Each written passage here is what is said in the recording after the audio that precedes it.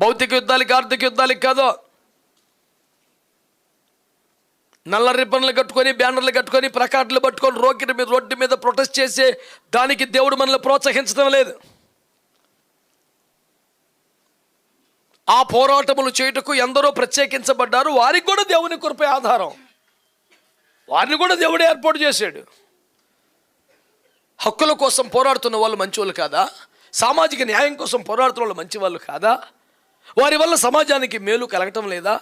అనాథలకు, ఆర్తులకు ప్రయోజనం కలగటం లేదా? వారందరూ దేవుని మనస్సు కలిగి సమన్యాయం కోసం తాడిత పీడిత వర్గాల పట్ల యుద్ధాలు చేయటం లేదా? వారి సేవలు ఎంతో విలువైనవి. వారు సహా దైవ కృపతోనే వాడబడుచున్నారు. వారికి కాపుదల భద్రత ఉండాలని వారి పక్షంగా మనం ప్రార్థనలు చేయిస్తున్నాం. అందుకనే మనము ఆత్మీయ పోరాటం చేద్దాం. అది వారు చేస్తున్నారు కదా అంటున్నాను నేను. తప్పేముంది?